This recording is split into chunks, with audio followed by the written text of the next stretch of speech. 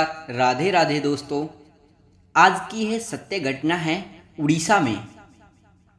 उड़ीसा की यह सत्य घटना भगवान जगन्नाथ की कोई भगत है उसके ऊपर आधारित यह सत्य घटना है। तो आइए चलते हैं, वीडियो को स्टार्ट करते हैं। तो वीडियो को पूरा देखें, ध्यान से देखें, क्योंकि यह अपने जीवन में बहुत ही महत्वपूर्ण सत्य घटनाएं होती हैं जो हम हमारे जीवन में आने वाली कठिनाइयों को सरलता से हल कर सकते हैं। चलिए वीडियो स्टार्ट करते हैं। भगवान जगन्नाथ के भक्त की वत्सलता। उड़ीसा के पुरी में भगवान जगन्नाथ के एक भक्त रहते थे जिनका नाम श्री माधव दास था। श्री माधव यहाँ अकेले ही रहते थे और उन्हें संसार में कोई लेना देना नहीं था। वे अकेले बैठे बैठे प्रभु जगन्नाथ का भजन किया करते थे। नियत प्रति श्री जगन्नाथ प्रभु के दर्शन करते थे, उन्हीं को अपना सखा मानने लगे थे और प्रभु के साथ खेलते थे। इतना ही नहीं, प्रभु भी अपने परम भक्त श्री माधव के साथ अनेक लीलाएं किया करते थे। प्रभु इनको चोरी करना भी सिखाते थे। भक्त माधव दास जी अपनी मस्ती में मगन रहते थे।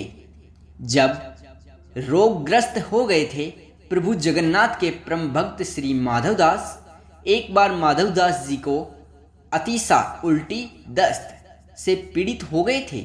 वे इस रोग के कारण बहुत दुर्बल हो गए थे। वे उठने बैठने के लिए भी समर्थ नहीं थे। हालांकि अपनी क्षमता के अनुसार वे अपने सभी कार्य स्वयं ही करते थे और किसी भी अन्य व्यक्ति से मदद नहीं लेते थे। कोई कहे, महाराज जी हम आपकी सेवा कर देते हैं, तो वे कहते हैं कि नहीं, मेरे तो एक जगन्नाथ ही हैं, वही मेरी रक्षा करेंगे। ऐसी दशा में जब उनका रोग बढ़ गया तो वे उठने बैठने में पूरी तरह से असमर्थ हो गए।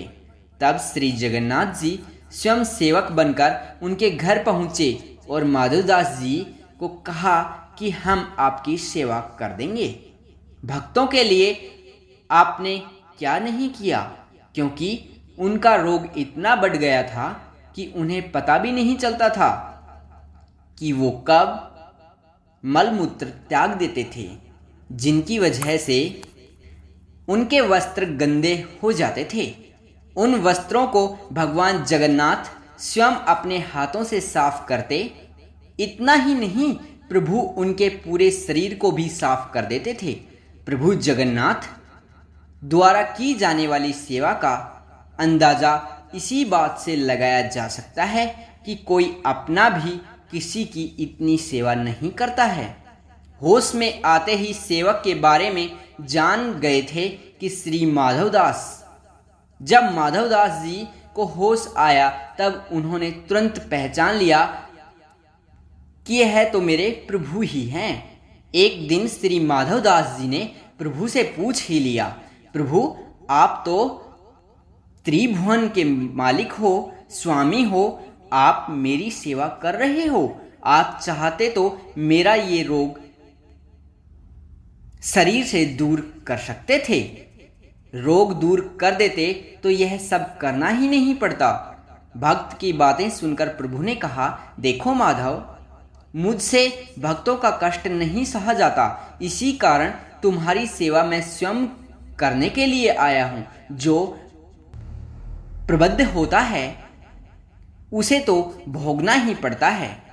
अगर उसे काटेंगे तो इस जन्म में ही नहीं, लेकिन उसे भोगने के लिए फिर तुम्हें अगला जन्म लेना पड़ेगा।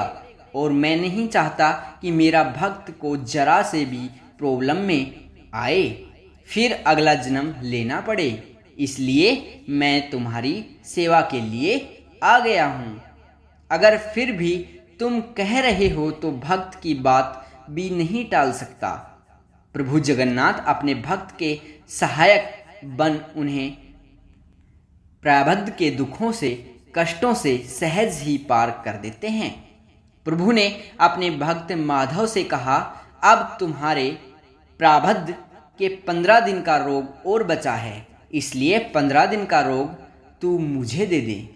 जिसके बाद प्रभु जगन्नाथ ने अपने भक्त माधवदास के बचे हुए 15 दिन का रोग स्वयं ले लिया। यही वजह है कि भगवान जगन्नाथ आज भी बीमार होते हैं। भक्तों के लिए हर साल 15 दिन के लिए बीमार पड़ते हैं प्रभु जगन्नाथ जी।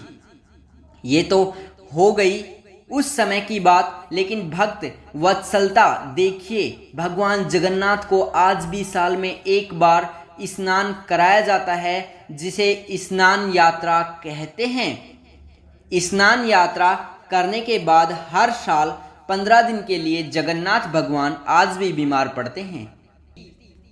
इस दौरान पुरी में स्थित प्रभु जगन्नाथ का मंदिर 15 दिन के लिए बंद कर दिया जाता है।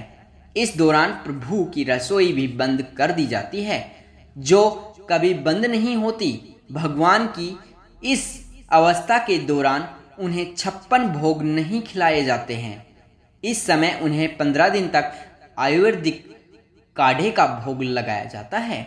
जगन्नाथ धाम मंदिर में तो भगवान की बीमारी की जांच करने के लिए हर वैद्य भी आते हैं। काढ़े के अलावा प्रभु को फल का रस भी दिया जाता है। उन्हें रोजाना शीतल लेप भी लगाया जाता है।